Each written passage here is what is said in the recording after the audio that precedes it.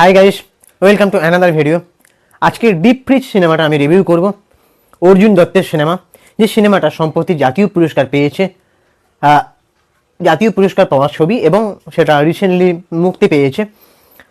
তো একসঙ্গে তো 4টে ছবি মুক্তি পেয়েছিল, Lakshmikantapur local, deep fridge, police, the academy of fine arts.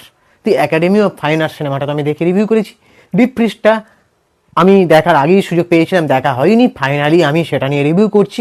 সেই মুভিটা আবির চট্টোপাধ্যায় এবং তনুশ্রী চক্রবর্তী, তারপরে আরও অনেকে আছে, অনুরাধা মুখোপাধ্যায়, শোয়েব কবির, দেবযানী একটা স্বল্প পরিসরে আছেন, আরও অনেকে আছেন। দেখো, সিনেমার নামটা যদি আমি প্রসঙ্গে বলি যে সিনেমার নাম ডিপ ফ্রিজ কেন, আমিও প্রথমে ভেবেছিলাম যে সিনেমার নাম ডিপ ফ্রিজ, সেই ডিপ ফ্রিজটা কেন আমারও কৌতূহল জেগেছিল মনের মধ্যে। কিন্তু সিনেমাটা দেখতে গিয়ে মানুষ বুঝতে পারবে যে অ্যাকচুয়ালি আবেগ, উষ্ণতা, সেটা যে জমে বরফ হয়ে যায় সেইটার একটা ব্যাখ্যা করা হয়েছে এখানে। সম্পর্ক, আবেগ, সম্পর্ক, উষ্ণতা, শরীরের যে উষ্ণতা চাওয়া, সেইটার একটা ডিপ ফ্রিজের সাথে ব্যাখ্যা করা হয়েছে, যে জমে গিয়ে যে ঠান্ডায় বরফে পরিণত হয়।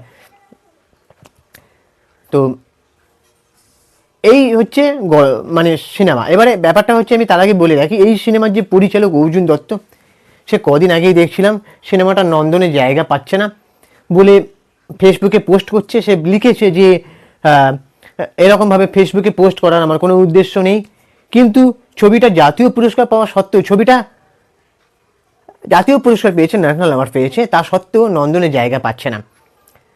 আর অর্জুন দত্ত এখানে মানে সিম্প্যাথি কুড়োচ্ছে বলছে না, সে বলছে তার ছবিটা হওয়ার সময় তার মা মারা গেছে, তার দাদা কদিন আগে মারা গেছে, তার মনের মধ্যে যে একটা মানে মানসিক অবস্থাটা যে তার কতটা খারাপ, সেটা মানে একটা ছবি, তার নিজের একটা কাজ, সেটা তার মা দেখে যেতে পারিনি। তারপরে তার কাজটা যাতে ভালোভাবে মানুষের মধ্যে ছড়িয়ে পড়ুক, সেটার একটা হতাশা, তার মানসিক অবস্থাটা মানে সত্যি আমি বুঝতে পারছি। তো যাই হোক, সিনেমা রিভিউ এবার বলি। প্রথমে আমি গল্পটা যদি বলি, দেখো একটু শর্টে বলছি। ছবির যে নায়ক আবির চট্টোপাধ্যায়, তার নাম হচ্ছে স্বনাপ, আর হচ্ছে মিলি হচ্ছে তনুশ্রী চক্রবর্তী। আবির চট্টোপাধ্যায়ের ওয়াইফ হচ্ছে তনুশ্রী চক্রবর্তী। তাদের একটা ছেলে আছে, তাতাই বেবি আছে। তো তাদের বিবাহবার্ষিকীর দিনে রাতে হঠাৎ স্বনাপ অন্য একটা মেয়ের সঙ্গে মানে কি বলবো, বিছানায় মত্ত, ঠিক আছে, মানে ঘনিষ্ঠ দৃশ্যে। সেই মেয়েটা হচ্ছে মানে অনুরাধা মুখোপাধ্যায়, সে যে চরিত্রটায় অভিনয় করেছে তার নাম হচ্ছে রঞ্জা। হ্যাঁ, তার নাম রঞ্জা। তো সেখানে মিলি তারপরে কি করছে, মানে আরও এক পেগ নিয়ে দাঁড়িয়ে আছে। তো সেই যে জায়গাটা, সেই যে আবেগ, উষ্ণতা, তারপরে দর্শকের মানে কি বলবো, দর্শকের একটা কৌতূহল লেগেছে সেই জায়গাটা, মানে দর্শকের একটা ইমপ্রেসিভ লেগেছে ওই জায়গাটা, ঠিক আছে। যেখানে আমি বিভিন্ন জায়গায় আমি দেখতে পাচ্ছি এই কথাটা বলতে, ওই সিনটা নিয়ে। এবারে এই যে হয় ব্যাপারটা, মিলি তারপর থেকে আর ক্ষমা করতে পারে না তার স্বামীকে, ঠিক আছে। তো সেখান থেকে তার সম্পর্কের দূরত্ব, মানে তাদের সম্পর্ক এটা বলতে ভুলে গেছি আমি, 10 বছরের সম্পর্ক একটা দূরত্ব তৈরি হচ্ছিল, তার মধ্যে বিবাহবার্ষিকীর ওরকম একটা দিনে, তাদের বিবাহবার্ষিকীর দিনে ওরকম একটা ঘটনা মানে তাদের ডিস্টেন্সটাকে আরও বাড়িয়ে দেয়। তারপরে কি হয়, ছবিটা তো দেখতে হবে। তনুশ্রী চক্রবর্তী মানে যে মিলি, সে মানে সে বোঝাতে চেয়েছে, মানে এখানে পরকীয়াটাকে আমি বলবো না, মানে এখানে দেখো, এখানে সে মানে এমনভাবে গল্পটা সাজিয়েছে যে ঘরের আনাচে কানাচে এরকম ঘটনা হচ্ছে, আজকে যদি তুমি সেই জায়গায় থাকতে তুমি কি করতে, সেরকম একটা কোথাও প্রশ্ন ছুড়ে দিচ্ছে। মিলি একটা জায়গায় বোঝাতে চেয়েছে যে স্বামীর কাছ থেকে আঘাত পেয়ে অনেক মেয়েরা যে অন্য একটা পুরুষের সাথে যে মানে সম্পর্কে জড়াতে চায়, সেটা অন্যায় নয়, কিন্তু মানে সেরকম একটা কোথাও বোঝাতে চাইছে। তো স্বামীকে ক্ষমা তো কিছুতেই করতে পারে না।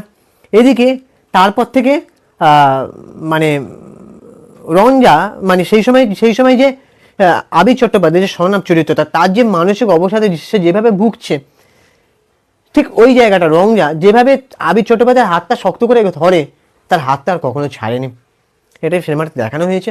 তারপরে ছেলের প্রতি দায়িত্ব পালন করছে, একটা জায়গায় ছেলের জ্বর, সেখানে স্বনাপ আহ, মানে তার পাশে রয়েছেন, সেই সময় তার মিলির সাথে কিছু কাটানো মুহূর্ত সংসারের মনে পড়ে যাচ্ছে, কিন্তু কিছু করার নেই। কারণ তার আর তার আর ওই রংজার সম্পর্কটা এবং মিলি এবং আসিফের সম্পর্কটা অনেক দূর চলে গেছে, কিছু করার আর নেই। এবারে একটা সিনে দেখা যাচ্ছে যে মানে এরকম একটা বলতে শোনা যাচ্ছে যে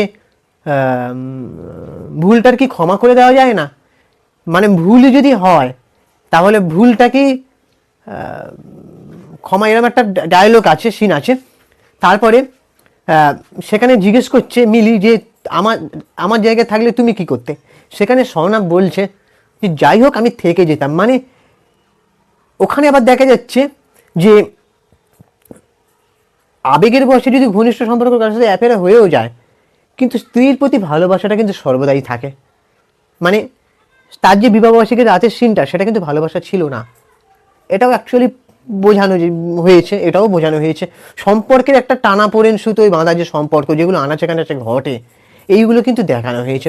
আজকালকার দেখা যায় যে একটু কিছু হলেই কোর্টের দ্বারস্থ, হ্যান দ্বারস্থ, তারপরে খোরপোশ নেওয়া স্বামীর থেকে। কিন্তু এখানে অর্জুন দত্ত একটা অন্যরকমভাবে সম্পর্কের টানাপোড়েনটা সুতোয় তার নিজের সুতো দিয়ে বেঁধেছে।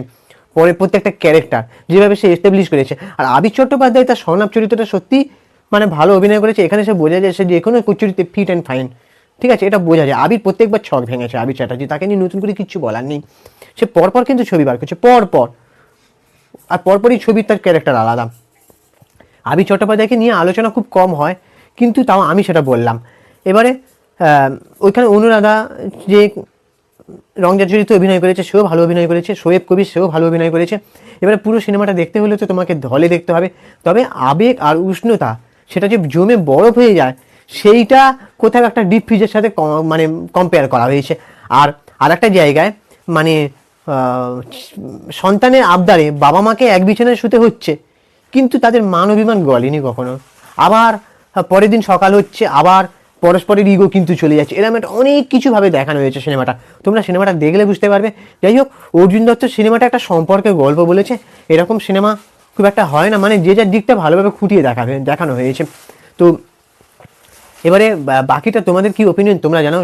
তোমরা ডিপ ফ্রিজ কারা কারা দেখেছো? আর এখানে আবহ সঙ্গীত মোটামুটি ভালো একটা গান আছে, কি গানটা আমি নামটা ভুলে যাচ্ছি,